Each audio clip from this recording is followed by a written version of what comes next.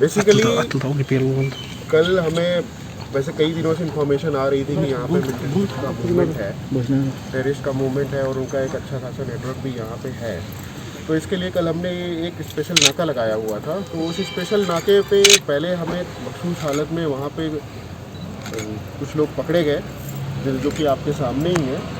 तो उनको जब हमने पकड़ के पूछताछ किया तो ये जो नाम की डिटेल है ये हम आपको दे देंगे अभी। तो जब हमने इनको पकड़ के पूछताछ किया तो इनके पास तो पहले तो मखसूस हालत पहले भागने की कोशिश कर रहे थे। ये जब ये बाइक पे थे भागने की कोशिश, तो जब इनको हमने पकड़ लिया तो इनके जब तलाशी ली तो इनके पास से ग्रेनेड निकले जो कि यहाँ पे हमने डिस्प्ले में रखे हुए हैं। तो जब इनसे हमने पूछताछ किया थोड़ी सख्ती की तो इन्होंने बताया कि इनके जो दो दोस्त हैं जिन्होंने अभी अभी कोई तंजीम ज्वाइन की हुई है, अलबदर ज्वाइन की हुई है, तो वो यहाँ बागों में घूम रहे हैं जो अभी नए नए हैं एकदम जो एक्टिवेट हुए हैं जैसे। तो उसके बाद फिर हमने एक दूसरा कॉर्डन लगाया फिर बाग में।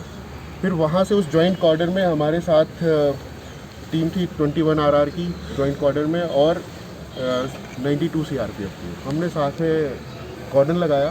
तो उस कॉर्डन में फिर हमने इन दो को पकड़ लिया। जब इनकी तलाशी ली तो इनके पास से पिस्टल और मैगज़ीन और कुछ राउंड्स इनके पास से निकले थे। तो इस पे हमने फिर इनको FIR दी। अब ये इनकी प्लानिंग तो जो भी पहले दिन की प्लानिंग थी कि यहाँ पे एक टेरर का माहौल पैदा किया जाए, कुछ किया जाए यहाँ पे। इसके अलावा जो इनकी बड़ी प्लानिंग है वो अब आगे की तफ्तीश में हमारी निकल के आएगी।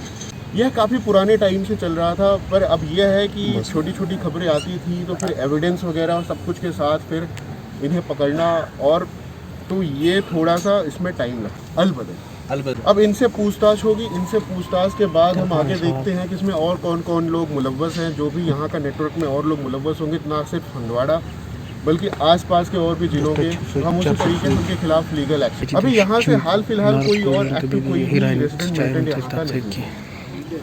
देखिए ये अफिलिएटेड तो थे, उनसे अफेक्टेड भी थे, पीछे भी इन्होंने कुछ कामों को अंजाम दिया हो तो वो हमें अब तफ्तीश से ही पता चलेगा कि इन्होंने क्या क्या किया। पर जिस तरीके से इनके पास से रिकवरीज हुई और जो पूछताछ पे हमें यहाँ से मिला और जो भी मटेरियल हमें इनसे मिले उससे हमें ये लगता है ये अलबदर तंजीम है। इनमें से 3 अरेस्ट किए गए थे PS कालगुन के एरिया से, जो हमने पहली नाका लगाया था। तो वहाँ से हमें जब इनके बारे में पता चला, जब इन्होंने आगे बताया तो फिर हमने फिर यहाँ बाग से किया था जो कि PS हंदवाड़ा का एरिया। अब यह उस समय मौके की अच्छी बात थी कि हमें जो इनपुट भी आया थे तो हमने इन्हें पकड़ लिया।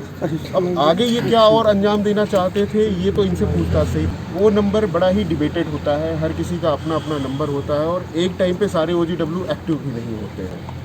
कभी कोई OGW पहले रहा होता है, कभी सुधर चुका होता है, कई सारे होते हैं जो अभी भी अंदर अंदर OGW का काम कर रहे होते हैं, जो किसी किसी को पता होता है किसी को नहीं। तो इसका कोई एग्जैक्ट नंबर आप नहीं दे सकते।